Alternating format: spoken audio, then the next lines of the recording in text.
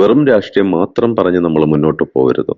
എല്ലാം രാഷ്ട്രീയം നല്ലതാണ്. രാഷ്ട്രീയ ജനാധിപത്യ രാജ്യത്ത് അത് നല്ലൊരു കാര്യങ്ങൾ തന്നെയാണ്. രാഷ്ട്രീയം എപ്പോഴും ഏവർക്കും നല്ലത് തന്നെയാണ്. പക്ഷെ അതിനൊക്കെ ഒരു ചിട്ടയും വെടുപ്പും വൃത്തിയും ശുദ്ധിയും ഒരു നല്ലൊരു പരിശുദ്ധി തന്നെ അതിനകത്തുണ്ട്. അതൊരു ചിട്ടയോടുകൂടി തന്നെ പോകേണ്ട കാര്യമാണ്. വിദ്വേഷവും വെറുപ്പും പകയും ഒന്നുമല്ല അവിടെ വേണ്ടുന്നത്. ഐക്യതയും സമാധാനവും സന്തോഷവും നിലനിർത്തുന്ന ഒരു രാഷ്ട്രീയമാണ് നമുക്ക് വേണ്ടുന്നത്. അല്ലാതെ എപ്പോഴും മനസ്സ് സംഘർഷാവസ്ഥയിൽ കൊണ്ടുപോകുന്ന ഒരു അന്തരീക്ഷമല്ല വേണ്ടുന്നത്. അപ്പം എന്തായാലും ഒരു കാര്യം നമുക്ക് ഉറപ്പിച്ച് പറയാൻ കഴിയും. ഒരാൾ ഇവിടെ ജയിക്കും, അത് ഉറപ്പാണ്. ഇവിടെ ആര് ജയിക്കും ആര് തോക്കും എന്നുള്ളതല്ല. നമുക്ക് ഒരു പുരോഗമനം ഇവിടെ കൊണ്ടുവരുന്ന ഒരു രാഷ്ട്രീയ പാർട്ടി ഏതാണെങ്കിലും അവരിവിടെ വാഴുക തന്നെ ചെയ്യുക തന്നെ വേണം. അതാണ് എൻ്റെ അഭിപ്രായം. കാരണം നമുക്ക് വരും തലമുറകളെ അവരെ നമുക്ക് ഇരുകൈ കൊണ്ട് നല്ലതുപോലെ സ്വീകരിക്കണം. അവർക്ക് യാതൊരുവിധ വിഷമങ്ങളും പ്രയാസങ്ങളും ദുഃഖങ്ങളും ഉണ്ടാവാൻ പാടില്ല. നമ്മൾ ഇത്രയൊക്കെ ജീവിച്ചു ഇവിടെ വരെ എത്തി.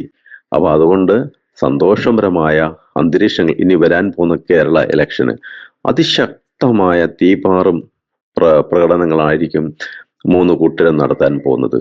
അത് യാതൊരു സംശയവുമില്ല. അതിനകത്ത് നമ്മൾ ഒരിക്കൽ പോലും ഒരു മത്സര ബുദ്ധിയോടുകൂടി കാണാതെ അത് വളരെ നമ്മളിവിടെ രാജ്യത്ത് ജനാധിപത്യ രാജ്യത്ത് ഒരു രാഷ്ട്രീയമാണ്. അതിന് വേണ്ടുന്ന ആ പക്വതയാർന്ന രീതിയിൽ കൂടെ തന്നെ ആയിരിക്കണം എല്ലാവരുടെയും പ്രവർത്തനങ്ങളും ശൈലികളും. സത്യസന്ധമായ രീതിയിൽ തന്നെ മുന്നേറുന്നതാണ് നല്ലത്. പുരോഗമന ചിന്താഗതിയാണ് എല്ലാവരിലും ഉണ്ടാവേണ്ടത്.